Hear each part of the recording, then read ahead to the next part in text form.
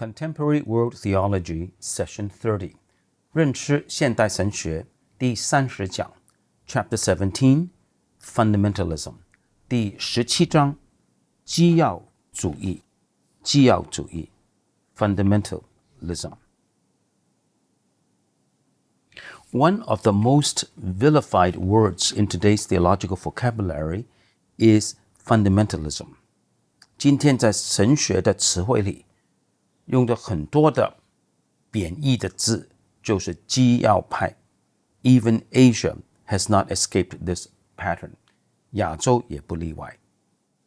Emil Brunner, one of the world's leaders of the New Orthodoxy, visited Korea in 1949. 1949年，布伦纳就是新正统神学学派的领袖之一，拜访过韩国。And commented that Korea is open for the gospel, but fundamentalism prevents Korea from becoming Christian. 他说，韩国对福音是开放的，但是基要主义拦阻韩国成为基督教国家。And all this because of a man-made Judaistic theory, which has nothing to do whatever with the New Testament message of Jesus.这都是因为一种的人所制造的犹太教的理论，这个与新约圣经里耶稣的信息是完全无关的。Since 1949， 自从1949年以来呢 ，the language has become stronger， 语气就更重了。Dr. Harold Hong, the president of the Methodist Seminary Seoul, says.韩国首尔的卫理公会的神学院院长 Harold Hong 博士说 that extreme fundamentalism has been the predominant theological trend in the Korean church. 他说韩国的教会的最主要的神学的倾向就是极端的基要主义 obscurantism, Puritan ethics, and sectarian perfectionism have been playing a dominant role in the churches. 他说在教会里面传统主义清教徒式的伦理和党派式的完全主义扮演一个非常重要的角色。Dr. Kim Chai-chun attacks the theological education of what he calls Korea's strict fundamentalism. 一位金博士 Dr. Kim Chai C-H-A-I Chun C-H-O-O-N 批评韩国的严谨的基要主义的神学教育 as a kind of indoctrination of certain fundamental creeds with no room for objective criticism. 说它是一种的一些基要教条的洗脑，完全不容许客观的批判。The outlook of churchmen tended to become extremely otherworldly. 所以教会领袖们呢，他们的世界观往往是脱离世界的，在这方面非常的极端 with a strong legalistic and mystical bias. 他们有这种很强烈的律法主义和神秘主义的偏见。这个是 C.C. Kim 博士所讲的。Dr. Rhee Jong Sung 一位 Dr. Rhee R-H-E-E Jong J-O-N-G Sung S-U-N-G President of the Presbyterian Theological Seminary Seoul 是首尔的长老会神学院的院长 has called fundamentalism neo-Pharisaism 称基要派为新的法利赛人主义。Fundamentalism is accused of isolating the church from a knowledge of liberal theology, of extremism, of obscurantism. 他们往往控告基要主义让教会孤立起来，拦阻教会认识自由派神学。他们是极端主义的，是固守传统的。Are the charges true? 这些控告符合事实吗？ What is fundamentalism? 基要主义究竟是什么？ Part of the difficulty in answering these charges comes from one's definition of fundamentalism and one's understanding of its historical background and presuppositions.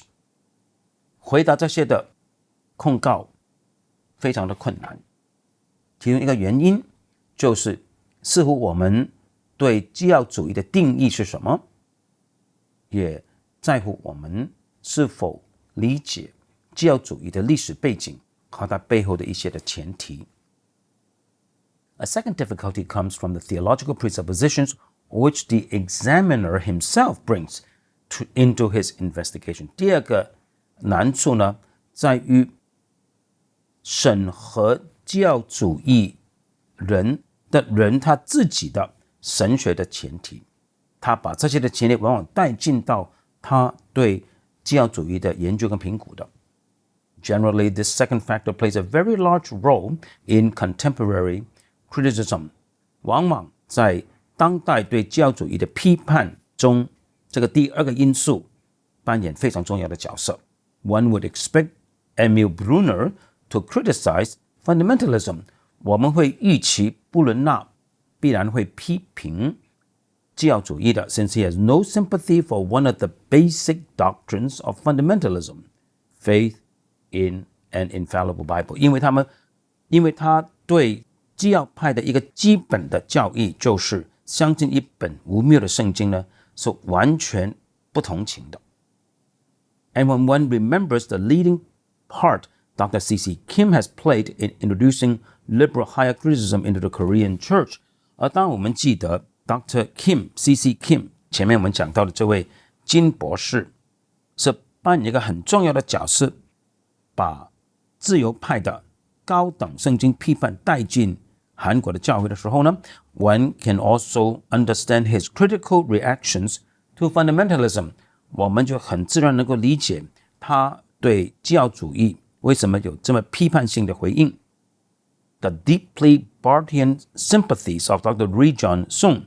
Dr. Ri John Sung 对巴特派的神学是非常同情的， are also evident in Korea and in his critical starting point. 这个在韩国是很明显，而这个就是他批判基要主义的起点。These men are guided more by their neoliberal tendencies than by historical fairness. 这些人士受到他们的新自由派神学的影响多过在对历史的事实中肯。There may also be some confusion between that aspect of fundamentalism which was evident before the 1930s and the aspect which has flowered more recently, which we choose to call neo-fundamentalism. 他们在基要派的两个时段可能混为一谈。一方面有1930年代之前的基要派，另外就是近年来所发展出的我们称之为新基要主义的运动。In its widest sense, 从最广义来看， fundamentalism may simply be regarded as one more name for the historic Christian faith. 我们可以说基要主义就是历史上的或者说纯正的基督教信仰 the defense and the propagation of the supernatural gospel, 就是对超自然的福音的维护和传播。 And in that sense, it is often more popularly called conservatism in Asia or evangelicalism in Britain and Europe. 从这个意义来说，基要派就等于亚洲的保守派或者英国跟欧洲的福音派。 However, 但是 as a specific historical movement, fundamentalism has a narrower meaning. 但是基要派作为一个历史上浮现的运动，它的意义是比较狭窄的。 As a historical phenomenon, 作为一个历史上的现象， it was a uniquely American 20th century expression of Christianity. 这个是在20世纪特别在美国的一种的基督教信仰。 By the end of the 19th century, 到第19世纪末期， the power of theological liberalism, or what Machen preferred to call naturalism, was beginning to be felt strongly in the schools and churches of the United States. 自由派神学的势力，或者梅钦称之为自然主义的神学的势力呢，就开始影响到美国的神学院、大学和教会。Originating in Germany and England, liberalism was born out of the rationalism of the Enlightenment movement. 自由派神学源自于德国跟英国，是从启蒙运动的理性主义所生的。It created distrust in the objective revelation and infallible authority of the Bible. 自由派神学产生了对圣经的客观启示和无谬权威产生了不信。It questioned such items of doctrine. 它怀疑很多的教义，例如 as the virgin birth of Christ, 耶稣是从童贞女所生的。His deity, 耶稣的神性。His substitutionary atonement for sinners, 耶稣为罪人的替代性的赎罪。His physical resurrection, 耶稣身体的复活。And his physical return in glory, 还有耶稣亲自的在荣耀中要再来。Liberal critics of the Old Testament, 自由派的旧约圣经的批判学者们 questioned the Mosaic authorship of the Pentateuch. 他们怀疑摩西五经是否摩西所写的 and thereby the traditional chronological order as stated in the Bible itself. 因此他们怀疑圣经本身所指出的历史的顺序。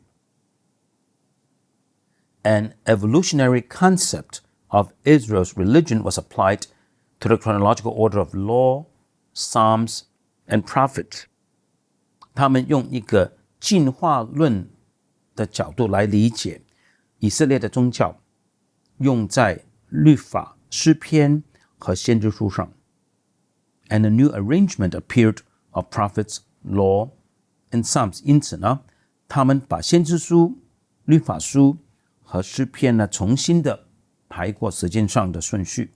The New Testament was also attacked. 他们也攻击新约圣经。Men questioned the accuracy of the gospel records. 人们会怀疑福音书的记载是否准确。The authorship of many of the Pauline letters. 保罗书信很多可能不是保罗所写的。Later dates were assigned to the books. 他们把圣经书卷的写作日期排得非常的厚。Thus attacking the credibility of the Bible claimed authors. 因此他们攻击圣经的作者的宣称，他们认为这些是不可信的。Whenever the critic did not want to accept the passage, it was stated that a later writer known as a redactor had made the change. 当批判性的圣经学者不愿意接受某一段经文的教导的时候，他们就会说是后来一位的作者，一位编者做了一个的改变。Coupled with these theological attacks were scientific attacks as well. 除了神学上的攻击以外，还有在科学上的攻击的。Charles Darwin's theory of evolution, developed in the 19th century, began to be used to discredit the historical and biblical view of man and the world. 达尔文在19世纪所发展出的进化论就开始在教会里面采用来怀疑圣经里的人观和世界观。Man could now be pictured as not depraved and fallen, but as progressing to perfection. 现在他们认为人不是堕落的，乃是在进步中朝向完全前进。The necessity for the supernatural became less apparent. 人们越来越不需要那些超自然的事 as science could be used to explain more of what we do not understand. 因为科学可以用来解释很多我们不明白的事。So-called miracles, 所谓的神迹 could now be explained from a non-supernatural point of view. 现在可以从一个非超自然的角度去解释了。In the face of such criticism, fundamentalism arose to reassert certain essentials or fundamentals of the Christian faith. 基要主义面对这种对圣经跟信仰的批判，就起来重新的强调基督信仰里面一些的核心的或者基要的信念。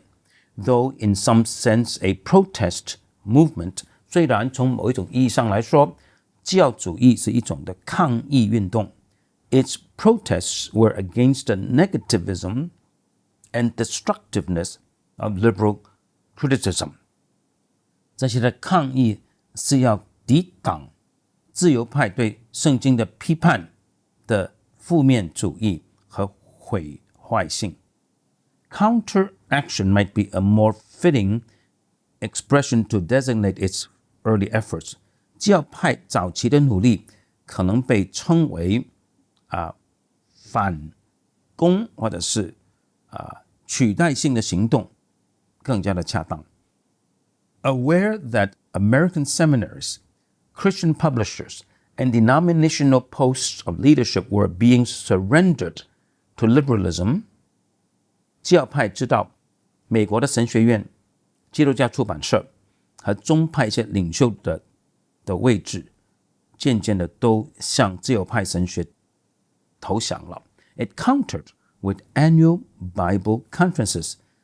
基要派就起来举行他们的一年一度的查经聚会 mass evangelism 大众的大型的布道会 the erection of conservative Bible schools and seminaries and foreign mission boards 设立新的保守派的圣经学校和神学院和海外宣教机构 and a new emphasis on preaching and missions 重新的强调讲道和宣教工作 In 1909 1909年 a series of 12 volumes entitled The Fundamentals began to appear 开始出版一系列12本的小书总称基要或者基要教义 The Fundamentals representing the wide interests of the defenders of supernatural Christianity 这个代表着广泛的要维护超自然基督教的人士的关注。A total of 90 articles were written for the series. 这系列书里面包含了90篇的文章 ，29 devoted to the question of biblical authority. 其中29篇是专注圣经的权威的。The spirit of the work was typical of the spirit of the early fundamentalism. 这些书籍的精神是典型的早期教派的精神 calm, determined, intending merely the reaffirmation of fundamental truths 平静的坚决的他们的用意只不过是重新的宣告基要的真理 Doctrinally, a great many elements were part of this early fundamentalism 从教义的角度来看这个早期的教派包含了各种不同的分子 The sweep of its campaign brought together Calvinists and Arminians, Baptists and Presbyterians 这个运动的广泛性就包含了加尔文主义者和阿米念主义者浸信会的人士和长老会的人士 Dispensationalists were also strong leaders in a program这个运动里面时代论的人士扮演非常重要的领导性的角色 One recent author has identified the writers of 31 of the 90 articles appearing in the series as adherents of dispensationalism 一位作者最近呢指出90篇文章里面有31篇是支持时代论的人士所著作的 The diversity of theological background was astonishing 这种的神学立场的多元性是令人惊讶的 A common liberal foe kept them at peace throughout the 19th and early 20th centuries 因为他们有同样一个的自由派神学的敌人因此他们在19和20世纪初呢是和睦相处的。As the battle between Christianity and liberalism was pressed within denominational circles, divisions began to occur. 那么当基督教和自由派神学在不同的宗派里面争斗的时候，慢慢就浮现出一些的分裂了。In the Northern Presbyterian and Baptist churches, 在美北长老会和美北浸信会 the debate led to schisms. 争辩导致分裂。Formerly professor of New Testament at Princeton Seminary, J. Gresham Machen, a Presbyterian, was disciplined, along with others like Carl McIntyre, for refusing to separate themselves from the fundamentalist-supported Independent Board for Presbyterian Foreign Missions, created to provide an honestly Presbyterian board. 长老会就惩戒了梅钦，就是普林斯顿神学院的新约教授，一个长老会的牧师，因为梅钦和另外 Carl McIntyre 等人士呢，不愿意脱离那个基要派所支持的长老会海外宣教独立机构，这个是由他们和其他人士所设立的，因为他们要设立一个正规正矩的长老会的宣教机构。In 1936, 1936年 Machen and 100 ministers left to form the Presbyterian Church of America. 梅钦和100位牧师离开了长老会，成立了美国长老会。后来我多加一句，后来被称为正统长老会 Orthodox Presbyterian Church. Similar actions took place in the attack on liberalism in the Northern Baptist Convention. 在美北浸信会，因为基要派人士批评自由派神学，有同样的事件发生。我们下次继续讲基要派，讲完之后讲新的基要派。